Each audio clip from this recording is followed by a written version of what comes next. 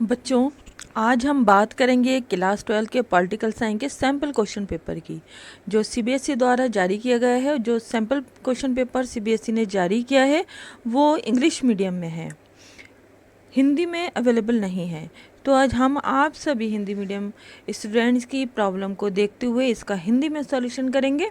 और आप सभी को जैसे मालूम है कि टर्म फर्स्ट और टर्म सेकंड का जो पैटर्न है वो चेंज हो गया है, लेकिन इसके साथ ये भी हमें याद रखना है कि सिर्फ पैटर्न चेंज हुआ है क्वेश्चन पेपर का, सिलेबस चेंज नहीं है। सिलेबस वही है जो 2020 और 21 के लिए था। टर्म फर्स्ट के पैटर्न के अकॉर्डिंग ही हम आज बात करेंगे कि उसमें किस तरह के क्वेश्चन आपसे मालूम किए जा सकते हैं। ये आपको इस वीडियो को देखकर मालूम हो जाएगा और टर्म फर्स्ट के पैटर्न को आप समझ सकेंगे अच्छे से, और समझकर टर्म फर्स्ट का एग्ज़ाम इजीली दे सकेंगे और अच्छे मार्क्स ला सकेंगे। तो सैम्पल क्वेश्चन को 3 पार्ट्स में जो है डिवाइड किया गया है, सेक्शन ए, सेक्शन बी और सेक्शन सी। तो बच्चों, आज हम बात करेंगे सेक्शन ए की। सेक्शन ए की बात करेंगे हम और इसका हिंदी में सॉल्यूशन करेंगे, जो कि हिंदी में अवेलेबल नहीं है। तो चलिए बच्चों, देखते हैं sample paper, sample question paper term 1 का। देखिए, इसके थोड़े हम पहले जो है जनरल इंस्ट्रक्शन की बात कर लेते हैं, सामान्य निर्देश जो आपको याद रखने हैं। पहला जो निर्देश जो है इन्होंने ये दिया है कि प्रश्न पर, जैसे अभी बताया कि जो क्वेश्चन पेपर है इसको 3 जो है सेक्शन में डिवाइड किया हुआ है, section A, section B and section C. और सेक्शन ए के अंदर जैसे सेकंड इंस्ट्रक्शन है, सेक्शन ए के अंदर 24 क्वेश्चन होंगे और उसमें से आपको कोई 20 क्वेश्चन अटैम्प्ट करने हैं ना। 24 में से सिर्फ 20 क्वेश्चन के आंसर आपको देने हैं। नंबर 3 पे दिया है कि सेक्शन जो बी है, सेक्शन बी में भी आपको जैसे सेक्शन ए के अंदर 24 क्वेश्चन थे, इसी तरह क्वेश्चन सेक्शन बी के अंदर भी 24 क्वेश्चन मिलेंगे आपको, और उसमें से सिर्फ आपको 20 क्वेश्चन के आंसर जो हैं देने होंगे, 20 क्वेश्चन जो है अटैम्प्ट करने होंगे।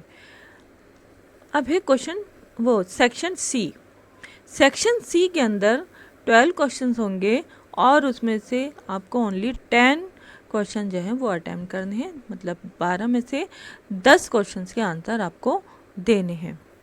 तो यहाँ पर हमने बात की सेक्शन ए के अंदर 24 क्वेश्चन होंगे, उसमें से 20 अटैम्प्ट करने होंगे। सेक्शन बी के अंदर भी 24 क्वेश्चन दे रखे होंगे, उसमें से भी आपको 20 क्वेश्चन अटैम्प्ट करने होंगे। और सेक्शन सी के अंदर आपको 12 क्वेश्चन दे रखे होंगे, उसमें से कोई 10 आपको जो है क्वेश्चन अटैम्प्ट करने होंगे। तो बच्चे, ये आपके पास चॉइस होगी तीनों सेक्शन के अंदर। नेक्स्ट है 5th पॉइंट पे इन्होंने दिया है कि प्रत्येक प्रश्न के लिए केवल एक ही सही विकल्प है। मतलब जो आपके पास 4 ऑप्शन होंगे उसमें से एक ही जो है विकल्प आपको चुनना होगा। एक से अधिक विकल्प जो ऑप्शन अगर आप चुन लेते हैं तो उसके कोई अंक आपको नहीं दिए जाएंगे। मतलब अगर कोई क्वेश्चन है उसके 4 ऑप्शन हैं तो आपको एक ही आपको विकल्प को है चुनना है, और इसके अलावा आपको 2 को नहीं चुनना है, 2 को या 3 को नहीं चुनना है, सिर्फ एक ही आपको विकल्प चुनना है। और अगर एक से ज़्यादा विकल्प आप चुनते हैं तो उसके मार्क्स नहीं मिलेंगे। 6 नंबर पे कहा है कि सभी प्रश्न समान अंक के हैं, मतलब सभी मार्क जो हैं वो एक एक ही मार्क के हैं, और इसके नकारात्मक अंक नहीं है, मतलब नेगेटिव मार्किंग नहीं है। अगर आप कोई क्वेश्चन का आंसर आप गलत देते हैं तो आपके नंबर जो है माइनस नहीं होंगे। तो बच्चों, ये थे इंस्ट्रक्शन इस सैम्पल क्वेश्चन पेपर के, जो कि आप टर्म फर्स्ट का आप जब एग्ज़ाम देंगे तो उसमें भी यही इंस्ट्रक्शन आपको फॉलो करने होंगे। तो चलिए बच्चों, करते हैं हम स्टार्ट सैम्पल क्वेश्चन पेपर का सेक्शन ए, और उसका हम हिंदी में सॉल्यूशन करेंगे। तो सेक्शन ए के अंदर आप देखिए, यहाँ पर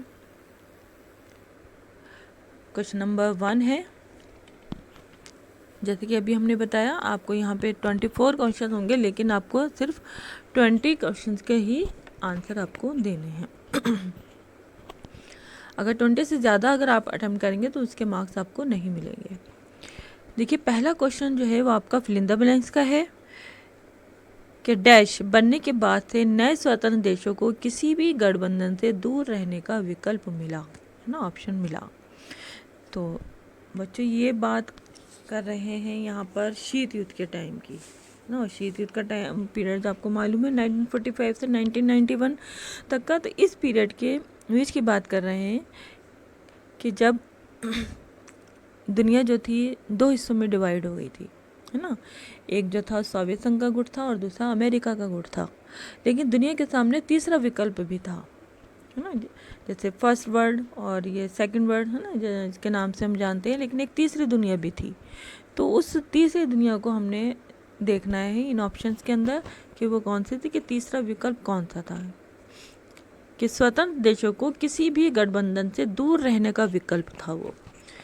तो बच्चे यहाँ पर जैसे ऑप्शन का में दिया है, ऑप्शन 1 में नाटो दिया है, फिर है सेंटो, वार्सा पैक्ट और है नाम मतलब नॉन अलाइनमेंट मूवमेंट, गुट निरपेक्ष आंदोलन। तो बच्चे जैसे आपको पता है नाटो भी जो है वो जो दो गुट थे, सोवियत संघ या अमेरिका या सेंटो लीजिए वार्सा पैक्ट, इन्हीं के गठबंधन थे। लेकिन जो यहाँ पर आपको ऑप्शन दिख रहा है 4 ऑप्शन, ये है गुट निरपेक्ष आंदोलन। तो यही आपका सही आंसर है कि गुट निरपेक्ष आंदोलन बनने के बाद से नए स्वतंत्र देशों को किसी भी गठबंधन से दूर रहने का विकल्प मतलब उनको ऑप्शन मिला। तो क्वेश्चन नंबर 1 का सही ऑप्शन है, सही आंसर है वो है आंसर घ, गुट निरपेक्ष आंदोलन, non alignment movement. Question number 2 में पूछा जा रहा है कि महाशक्तियों के, है ना, सुपर पावर्स, महाशक्तियों के लिए छोटे देश महत्वपूर्ण क्यों थे। आप देखिए ये महाशक्तियाँ सुपर पावर थी, इनके पास किसी भी चीज़ की कमी नहीं थी, लेकिन फिर भी छोटे देश जो थे वो इनके लिए बहुत महत्वपूर्ण थे, है ना। तो यही देखना है, यही पूछा है कि भाई क्यों महत्वपूर्ण थे। तो यहाँ पे जो ऑप्शन दिए इन्होंने, ऑप्शन 1 पे दिया है महत्वपूर्ण संसाधन, ऑप्शन 2 है भूभाग मतलब उनकी जो सरजमीन थी, और ऑप्शन 3 है आर्थिक सहायता। तो हम अगर देखें तो छोटे जो देश थे वो महाशक्तियों के लिए महत्वपूर्ण संसाधन के लिए भी महत्वपूर्ण थे, भूभाग का भी वो इस्तेमाल करते थे उनका, और आर्थिक सहायता के लिए भी। तो यहाँ पे तीनों ही ऑप्शन ठीक है। अब आपको नीचे सही विकल्प चुनना है। तो जैसे कि अभी हमने डिस्कस किया उसके अकॉर्डिंग जो है हमारा जो 4 ऑप्शन है कि ऑप्शन 1, 2 एंड 3, तो ये करेक्ट आंसर होगा कि महाशक्तियों के लिए जो छोटे देश थे उस टाइम में अपने महत्वपूर्ण संसाधन, उनके भूभाग और आर्थिक सहायता के लिए महत्वपूर्ण थे। बच्चों नेक्स्ट क्वेश्चन है हमारा क्वेश्चन नंबर 3 कि नीति आयोग जैसे कि आप लोगों को मालूम ही है कि ये टॉपिक जो है आपको एनसीईआरटी की बुक में नहीं मिलेगा, या आप सभी बच्चों को अलग से पढ़ाया गया है। तो उसी से रिलेटेड ये क्वेश्चन है कि नीति आयोग के उपाध्यक्ष की नियुक्ति कौन करता है। तो इसकी जैसे आपने जब पढ़ा होगा तो उसमें आपको मालूम होगा कि इन ऑप्शन में से कौन सा ऑप्शन सही हो सकता है। तो पहला दिया है इन्होंने प्रधानमंत्री, दूसरा है राष्ट्रपति मतलब प्रेसिडेंट, और थर्ड है मुख्य कार्यकारी अधिकारी, और लास्ट है वित्तीय मंत्री। तो इसमें से जो सही ऑप्शन है वो है हमारा प्रधानमंत्री। ये ऑप्शन आपका सही ऑप्शन है कि नीति आयोग के उपाध्यक्ष की नियुक्ति जो है, अपॉइंटमेंट जो है वो प्रधानमंत्री करते हैं। चलिए बच्चों क्वेश्चन नंबर 4 देखते हैं कि सोवियत प्रणाली, सोवियत सिस्टम, सोवियत प्रणाली के बारे में निम्नलिखित कथन में से कौन सा सत्य नहीं है। यहाँ पर बहुत ध्यान से हमें क्वेश्चन पढ़ने होंगे। जब क्वेश्चन पेपर आपके सामने होगा तो उसमें हमें ये देखना है, अब हमें जितने भी स्टेटमेंट नीचे दे रखे हैं उसमें से हमें ये देखना है कि सोवियत प्रणाली के बारे में जो कथन दे रखे हैं उनमें से कौन सा कथन जो है वो ठीक नहीं है, सही नहीं है। तो इसके ऑप्शन दिए हैं यहाँ पर, ऑप्शन 1 के अंदर दिए है का ऑप्शन में कि सोवियत संघ में जटिल जो है संचार था। कोई ऑप्शन 2 में दिया है इसमें जटिल मशीनरी उत्पादन प्रणाली और परिवहन क्षेत्र था जो क्षमता के साथ इसके दूरस्थ क्षेत्र से जुड़ा हुआ था। तो हम यहाँ देखें तो हमारा ऑप्शन 1 भी हमें ठीक है सोवियत प्रणाली के बारे में। ऑप्शन खा जो हमने पढ़ा है ये भी ठीक है। क्वेश्चन ऑप्शन गा है, यहाँ घरेलू उपभोक्ता उद्योग था जो पिन से लेकर कार तक सभी वस्तुओं का निर्माण करता था। बच्चे ये हमें पढ़ा ही है हमने जब सोवियत प्रणाली में पढ़ा था आप लोगों ने कि सोवियत संघ जो है वो पिन से लेकर कार तक सभी वस्तुएं अपने देश में सोवियत संघ जो है वो बनाता था ना। तो ये ऑप्शन भी ठीक है। अब रहता है अब क्वेश्चन ऑप्शन घा। जैसे अब तीनों ऑप्शन हमने पढ़े, तीनों ऑप्शन जो हैं वो हमने पढ़े सही हैं, तो इस हिसाब से चौथा ऑप्शन जो है वो सही नहीं होगा। जैसे इसमें दिखाई दे रहा है आपको कि 1992 में सोवियत संघ का विघटन हुआ।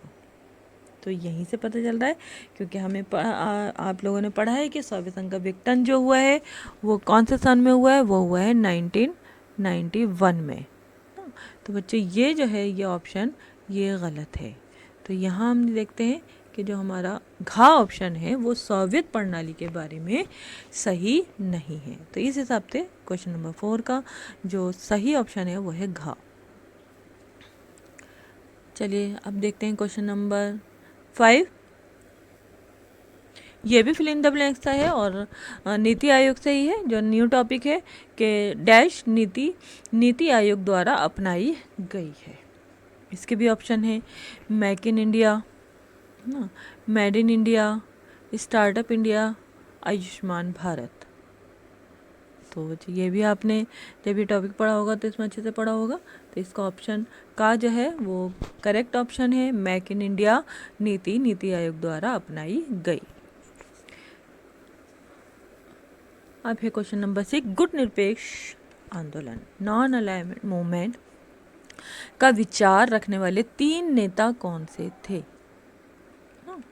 तो यहाँ देखना है कि उन तीन नेताओं को हमने पहचानना है कि जिन्होंने नॉन अलाइनमेंट का विचार रखा था। तो इसमें है देखिए पहला ऑप्शन है जवाहरलाल नेहरू और जोसेफ ब्रास। तो गुट निरपेक्ष आंदोलन के बारे में अपने बच्चों ने बहुत अच्छे से पढ़ा होगा। तो इसमें आपको मालूम होगा कि जो 5 नेता थे वो संस्थापक नेता कहलाए, या जो संस्थापक देश जिस देश से वो बिलोंग करते थे उनको संस्थापक देश कहा जाता था। लेकिन उनमें से 3 ने जो है ये विचार रखा था और 2 देशों ने उसको समर्थन दिया था, है ना। तो इसमें जो पहला ऑप्शन जैसे हम बात करें Jawaharlal Nehru, Josip Broz Tito और गमाल अब्दुल नासिर। तो आपने जैसे पढ़ा होगा तो यही 3 ऑप्शन जो है नाम है जो इसके संस्थापक नेता भी हैं और गुट निरपेक्ष आंदोलन का विचार रखने वाले नेता भी हैं। आगे भी इन्होंने ऑप्शन दिए हैं, जैसे दिया है जवाहरलाल नेहरू, सुकर्णो भी थे इसके संस्थापक नेताओं में शाह, और जवाहरलाल नेहरू थर्ड ऑप्शन में दिया है एनक्रुमा और शाह। जवाहरलाल नेहरू, शाह और जोसेफ ब्रास टिटो। तो बच्चों जैसे अभी हमने बात करी तो इसका जो का ऑप्शन है Jawaharlal Nehru, Josip Broz Tito और गमाल अब्दुल नासिर, ये सही ऑप्शन है। अब है क्वेश्चन नंबर 7 कि पाकिस्तान ने अपने परमाणु परीक्षण कहाँ किए थे ना। पाकिस्तान के बारे में पूछ रहे हैं कि उन्होंने जो अपने परमाणु परीक्षण किए थे वो कहाँ किए थे। तो इसके ऑप्शन इन्होंने दिए हैं। का ऑप्शन है पटकई हिल्स, सेकंड ऑप्शन है चगाई हिल्स और सी ऑप्शन है नागा हिल्स और डी ऑप्शन है घा ऑप्शन है कारगिल हिल्स। तो बच्चों इसका जो सही ऑप्शन है वो है खा ऑप्शन चगाई हिल्स।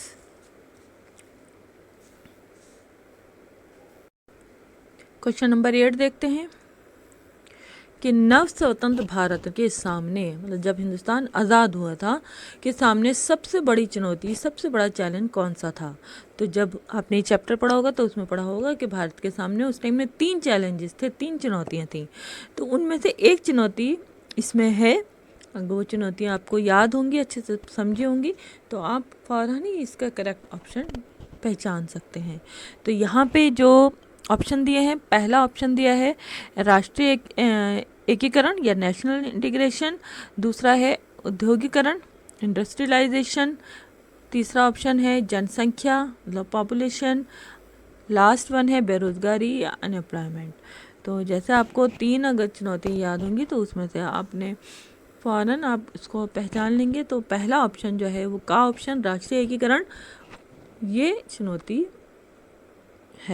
थी, सबसे बड़ी चुनौती थी उन 3 चुनौती के अंदर।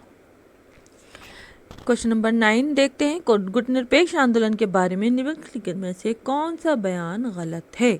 अब ये देखिए, जिस क्वेश्चन में ये पूछें कि कौन सा स्टेटमेंट सही है, तो आपको सही स्टेटमेंट की पहचान करनी है। जिस क्वेश्चन में ये पूछें कि कौन सा स्टेटमेंट गलत है, तो गलत स्टेटमेंट की पहचान करनी है। तो क्वेश्चन को ध्यान से पूछिए कि उसमें क्या आपसे पूछा गया है। तो यहाँ भी 4 ऑप्शन है आपके सामने। क्वेश्चन ऑप्शन 1 है कि उपनिवेशवाद से आज़ाद हुए देशों को स्वतंत्र नीति अपनाने में समर्थ बनाना। तो दूसरा ऑप्शन है कि किसी भी सैन्य गठबंधन में शामिल होने से इनकार करना। फिर बच्चों गा ऑप्शन है वैश्विक मामलों में तटस्थता की नीति को अपनाना। और लास्ट घा ऑप्शन है वैश्विक आर्थिक असमानता की समाप्ति पर ध्यान केंद्रित करना। तो जब आपने चैप्टर पढ़ा होगा तो उसमें आपने बहुत अच्छे से गुट निरपेक्ष, जैसे इससे पहले भी हमने बताया है कि गुट निरपेक्ष आंदोलन या का जो टॉपिक है ये बहुत ही इम्पॉर्टेंट टॉपिक है, और इसको बहुत समझकर आप लोग पढ़िएगा। और अगर आप इसको अच्छे से समझ लेंगे तो इससे रिलेटेड सारे ही क्वेश्चंस के आंसर आप इजीली दे सकते हैं। तो बच्चे इसका जो सही ऑप्शन है कि गुट निरपेक्ष आंदोलन के बारे में निम्नलिखित जो कथन है, जो बयान है, जो स्टेटमेंट है, उनमें से कौन सा स्टेटमेंट गलत है, बयान गलत है। तो इसका जो गा ऑप्शन है बच्चों, ये गलत बयान है कि वैश्विक मामले में तटस्थता की नीति को अपनाना। बाकी के जो 3 ऑप्शन है ये गुट निरपेक्ष आंदोलन से रिलेटेड सही स्टेटमेंट है। अब है क्वेश्चन नंबर, जब बात करते हैं हम क्वेश्चन नंबर 10 की, कि निम्नलिखित को उनकी स्थापना के क्रम में व्यवस्थित करें, है ना, उनके काल के अनुसार उसको क्रम में लगाना है। तो इसमें पहला ऑप्शन दिया है इन्होंने विश्व व्यापार संगठन, the World Trade Organization, second है एमनेस्टी इंटरनेशनल, थर्ड ऑप्शन है लीग ऑफ नेशंस, और लास्ट है विश्व बैंक या वर्ल्ड बैंक। तो हमें बच्चों ये आपके लिए जब ही इजी रह सकता है इस टाइप के क्वेश्चन, जब आपको इन संगठनों की जो है स्थापना का जो ईयर है वो याद होना चाहिए। ये आपको ये मालूम होना चाहिए कि किस ऑर्गेनाइजेशन की कब उसको स्थापित किया गया। आई होप आपको याद ही होगा कि इनकी जो है कब स्थापना की गई थी। तो चलिए बच्चे देखते हैं इसका करेक्ट ऑप्शन क्या है। इसका बच्चों करेक्ट ऑप्शन है का ऑप्शन। सबसे पहले थर्ड है कि लीग ऑफ नेशंस की स्थापना की गई। ये आप सभी लोग बच्चे जानते होंगे कि लीग ऑफ नेशन की स्थापना की गई थी फर्स्ट वर्ल्ड वार के बाद। फिर इसके है फोर्थ, इसके बाद कह रहे हैं कि विश्व बैंक की स्थापना की गई, और फिर की गई विश्व व्यापार संगठन की। फिर लास्ट में जो ऑप्शन है सेकंड ऑप्शन, फिर लास्ट में स्थापना की गई एमनेस्टी इंटरनेशनल की। तो सही बच्चों इसका सही ऑप्शन है का ऑप्शन। नेक्स्ट क्वेश्चन है क्वेश्चन नंबर 11 कि निम्नलिखित में से कौन संयुक्त राष्ट्र संघ ना यूएनओ के तहत परमाणु प्रौद्योगिकी मतलब टेक्नोलॉजी के सुरक्षित और शांतिपूर्ण उपयोग से संबंधित है। तो इसके भी 4 ऑप्शन हैं। ऑप्शन का है संयुक्त राष्ट्र अंतर्राष्ट्रीय सुरक्षा समिति। नेक्स्ट है संयुक्त राष्ट्र संघ सुरक्षा परिषद। गा ऑप्शन है इसका अंतर्राष्ट्रीय परमाणु ऊर्जा एजेंसी। और लास्ट है घा ऑप्शन एमनेस्टी इंटरनेशनल। तो बच्चों हमारा जो सही ऑप्शन है वो है हमारा गा ऑप्शन अंतर्राष्ट्रीय परमाणु ऊर्जा एजेंसी। तो बच्चों इस एजेंसी का जो काम होता है वो एक तरह से एक रिपोर्ट मेंटेन करना होता है और उसमें ये पता लगाना होता है कि किस कंट्री के पास कितने परमाणु होता है। तो इसकी रिपोर्ट से हमें ये मालूम होता है कि कौन सी जो कंट्री है, कौन सा जो देश है उसके पास कितनी परमाणु ऊर्जा है। तो इसका गा ऑप्शन जो है वो करेक्ट ऑप्शन है।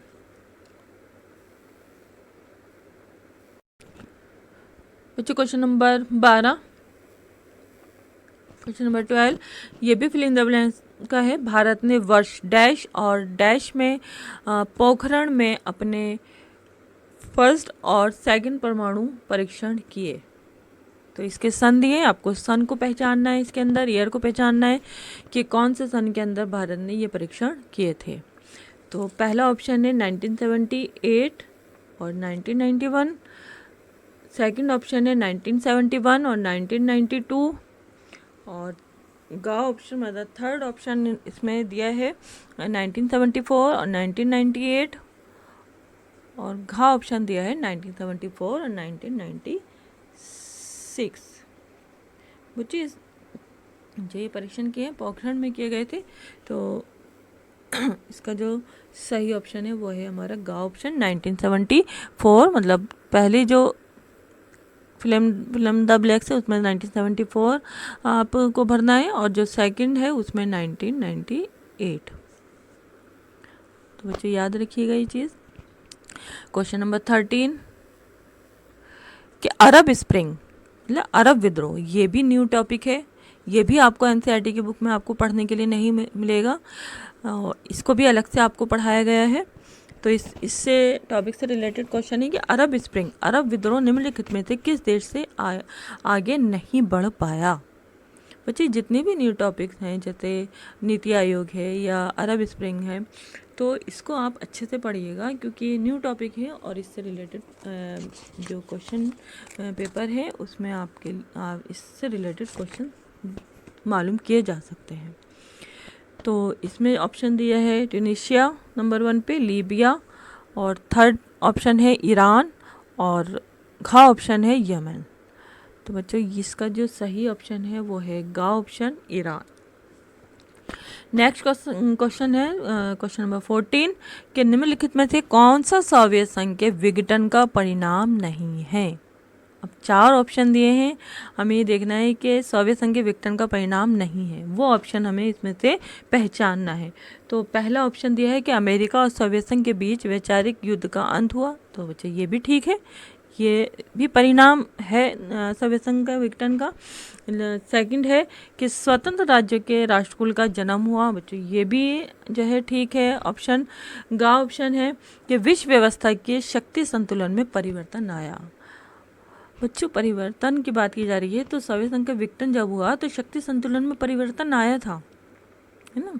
तो बच्चे ये भी ऑप्शन हमारा ठीक है। अब बचता है हमारा घा ऑप्शन के मध्य पूर्व में संकट। तो बच्चों हमें निकालना है कि विघटन का परिणाम नहीं है।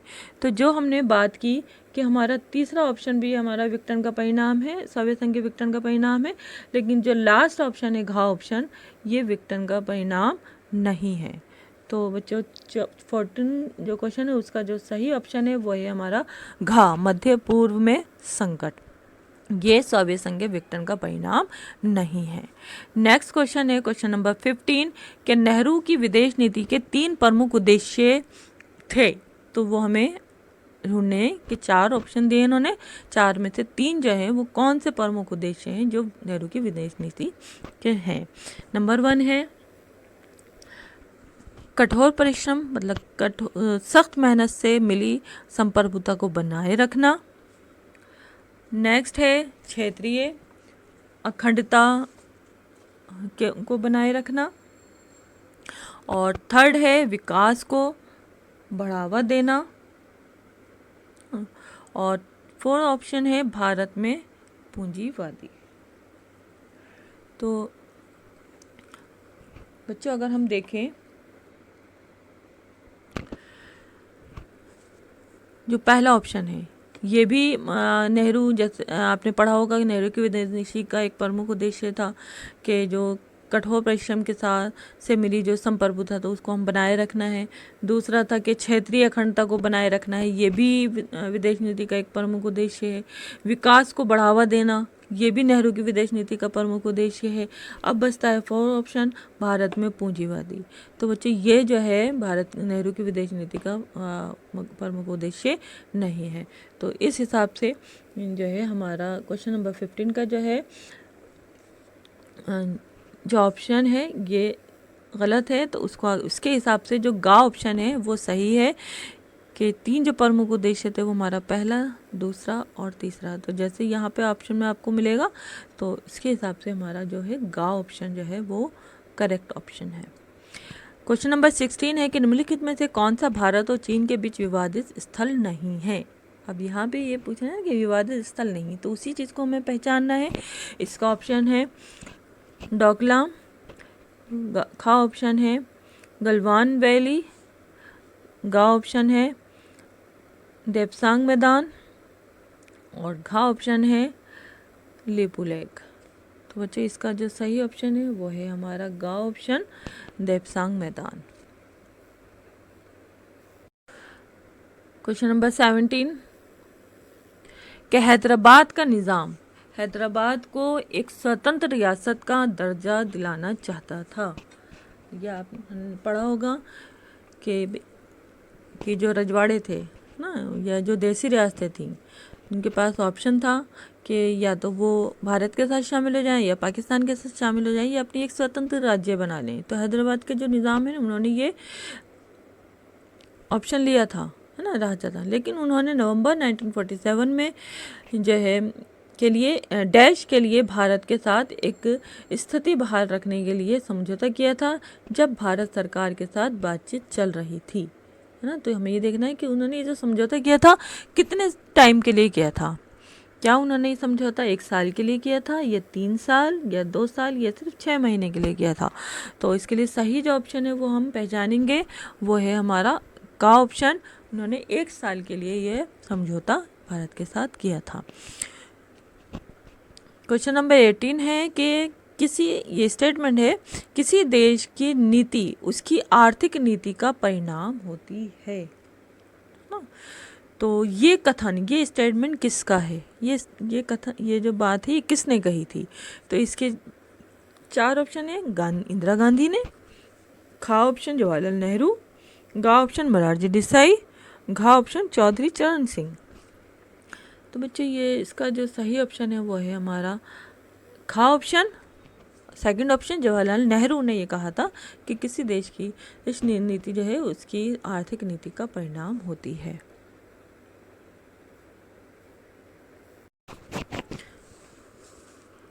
तो बच्चे यहाँ पे ये खाली नीति नहीं है, किसी देश की नीति नहीं, किसी देश की विदेश नीति। तो यहाँ पर आप लोग ऐड कर लीजिएगा, किसी देश की विदेश नीति उसकी आर्थिक नीति का परिणाम होती है।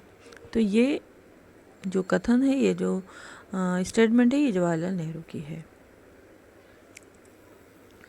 नेक्स्ट क्वेश्चन है क्वेश्चन नंबर 19 कि शीत युद्ध का चरम बिंदु था। ये भी डैश का है question, fill in the blank का है। तो बच्चे यहाँ पर ऑप्शन दिए हैं क्यूबा मिसाइल संकट, हिरोशिमा और नागासाकी पर परमाणु हमला, सीटो और सेंटो की स्थापना, नाटो की स्थापना।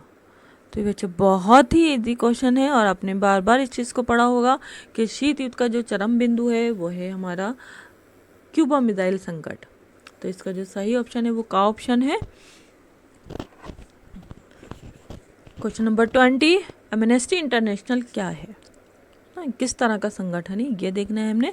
तो इसके जो ऑप्शन है का ऑप्शन दिया है परमाणु सुरक्षा संगठन, सरकारी संगठन और गा गैर सरकारी संगठन, या घा ऑप्शन है लास्ट ऑप्शन मानव विकास संगठन।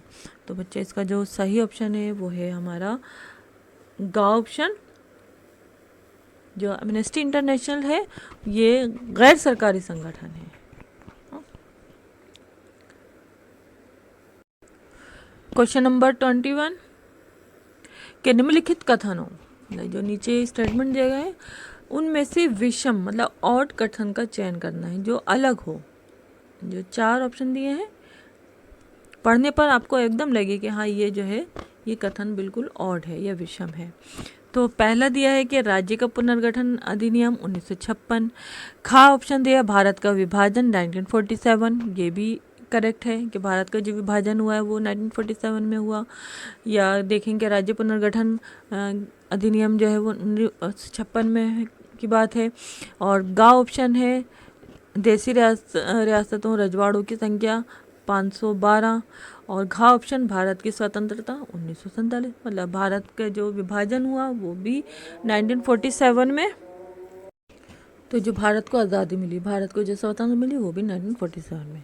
तो अगर हम यहाँ ये देखें तो हमारा का ऑप्शन भी ठीक है, खा ऑप्शन भी जो है ठीक है, और जो घा ऑप्शन है ये भी ठीक है। अब बचता है हमारा गा ऑप्शन।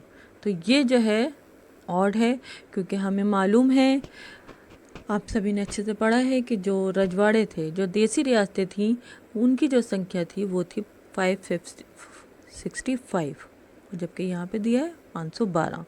तो इस हिसाब से हमारा गा ऑप्शन जो है वो करेक्ट ऑप्शन है। क्वेश्चन नंबर 22 भारत चीन संघर्ष का विपक्षी दलों पर मतलब अपोजिशन पार्टीज पर क्या प्रभाव पड़ा। ऑप्शन 1 है सीपीआई पार्टी जो सोवियत संघ के पक्ष में थी, कांग्रेस पार्टी के करीब चली गई। ऑप्शन जो है सेकंड ऑप्शन कि कम्युनिस्ट पार्टी 1963 में टूट गई। फिर है थर्ड ऑप्शन कि पूर्वोत्तर भारत की स्थिति के प्रति भारत के नेताओं को सचेत किया गया। Third option. लास्ट वन है कि नागालैंड को राज्य का दर्जा दिया गया। तो अब हमें देखना है इसमें से सही ऑप्शन हमारा कौन सा है। इसके लिए नीचे इन्होंने ऑप्शन दिए हैं कि कह रहे हैं कि ऑप्शन 1, 2 एंड 3 खा ऑप्शन के अंदर दिया है कि केवल थर्ड ऑप्शन ठीक है। गा में कह रहे हैं कि फर्स्ट और थर्ड ठीक है, और लास्ट में घा ऑप्शन में कह रहे हैं केवल 1 जो ऑप्शन है वो सही है। तो बच्चों हमारा जो सही ऑप्शन है वो है घा ऑप्शन, मतलब जो फर्स्ट स्टेटमेंट है जो बात की गई है कि सीपीआई पार्टी जो सोवियत संघ के पक्ष में थी, कांग्रेस पार्टी के करीब चली गई, है ना। ये प्रभाव पड़ा भारत चीन संघर्ष के दौरान विपक्षी पार्टियों पर। तो बच्चों क्वेश्चन नंबर 22 का सही आंसर है घा ऑप्शन। अब है क्वेश्चन नंबर 23, ये भी फिल इन द ब्लैंक्स का क्वेश्चन है कि समाजवादी क्रांति डैश के आदर्शों से प्रेरित थी जबकि डैश समाज की आवश्यकताओं से प्रेरित थी। तो इसके ऑप्शन दिए इन्होंने कि समाजवाद और समतावादी, सांप्रदायिक और धार्मिक। गा ऑप्शन दिए समाजवाद और धार्मिक, घा ऑप्शन के दिया सांप्रदायिक और समतावादी। तो बच्चों इसका जो सही ऑप्शन है वो है का ऑप्शन। पहले में आएगा समाजवाद, ठीक है, और दूसरे उसमें आएगा समतावाद। तो इसके हिसाब से हमारा जो का ऑप्शन है वो ठीक है, समाजवाद और समतावाद। बच्चों सेक्शन जो ए हम कर रहे हैं सैम्पल क्वेश्चन पेपर का, उसका लास्ट क्वेश्चन है। जैसे कि आपको हमने बताया गया था कि सेक्शन ए के अंदर जो है 24 क्वेश्चन दिए गए हैं, उसमें से आपको कुछ 20 क्वेश्चन जो है वो करने हैं, अटैम्प्ट करने हैं। तो उसका जो आज का जो हम क्वेश्चन सेक्शन ए कर रहे हैं उसमें से लास्ट क्वेश्चन है क्वेश्चन नंबर 24 के निम्नलिखित में से कौन सा कथन गलत है। अब आपको जो गलत कथन जो है वो पहचानना है कि पहला है कि हैदराबाद के निज़ाम हैदराबाद राज्य के लिए एक स्वतंत्र राज्य का दर्जा पाने के इच्छुक थे। ये बिल्कुल सही बात है। और ये जो अभी हमने क्वेश्चन डिस्कस किए हैं इसमें भी ये बताया गया है कि हैदराबाद के निज़ाम हैदराबाद राज्य के लिए एक स्वतंत्र राज्य का दर्जा पाने के लिए इच्छुक थे। दूसरा है खा ऑप्शन की जम्मू और कश्मीर विलय पत्र पर हस्ताक्षर मतलब साइन करने के लिए तैयार थे। गा ऑप्शन दिया है कि जूनागढ़ है ना, जूनागढ़ का मुद्दा जो है वो राज्य में एक जनमत संग्रह के बाद सुलझाया गया था। और घा ऑप्शन है कि त्रावणकोर भारत संघ में विलय करने वाला पहला भारतीय राज्य था। तो बच्चों जैसे कि ऑप्शन से आप सभी बच्चों को ये पता चल रहा होगा कि कौन सा ऑप्शन जो है, कौन सी जो स्टेटमेंट है वो गलत है। तो हमारा जो खा ऑप्शन है जम्मू और कश्मीर विलय पत्र पर हस्ताक्षर मतलब साइन करने के लिए तैयार थे, जबकि ऐसा नहीं था, है ना। जम्मू और कश्मीर उन राज्यों में से में था जो भारत के साथ विलय करने के लिए तैयार नहीं थे। तो हमारा जो खा ऑप्शन जो है वो सही ऑप्शन है। तो बच्चों ये था हमारा सैम्पल क्वेश्चन पेपर जो सीबीएसई की तरफ से जारी हुआ है और जो कि इंग्लिश में अवेलेबल है, हिंदी में अवेलेबल नहीं है। तो उसी का हम जो है हिंदी सॉल्यूशन हमने यहाँ पर आपके साथ डिस्कस किया है। और उस सैम्पल क्वेश्चन पेपर का भी सेक्शन ए के अंदर जो 24 क्वेश्चन थे उनको हमने यहाँ पर आपके सॉल्व कराएं, समझाएं आपको। तो ये टर्म फर्स्ट का जो पेपर है आपके लिए इजी भी हो सकता है। वो किस वे में आपके लिए इजी हो सकता है, क्योंकि आपके सामने 4 ऑप्शंस होंगे और उसमें से आपको करेक्ट ऑप्शन चुनना है, तो इसलिए भी इजी हो सकता है। लेकिन एनसीईआरटी के चैप्टर्स को, जो भी आपके फर्स्ट टर्म के चैप्टर्स हैं, उनको आपको थॉरोली पढ़ना है, बहुत ध्यान से पढ़ना है क्योंकि जो क्वेश्चंस हैं वो कहीं से भी मालूम किए जा सकते हैं। तो इसलिए आपको जो चैप्टर्स हैं एनसीईआरटी के वो थॉरोली पढ़ने और ध्यान से पढ़ने हैं। और जो वीडियो है इसको भी आप अच्छे से देखिए, समझिए। इसकी आपको जो है फर्स्ट टर्म का जो एग्ज़ाम है उसको करने के लिए आपके लिए इजी रहेगा। आपको पैटर्न समझ में आएगा और इस पैटर्न को समझते हुए आप फर्स्ट टर्म के जो टॉपिक्स हैं, जो सिलेबस है, उसकी तैयारी कर सकते हैं और अच्छे मार्क्स ला सकते हैं।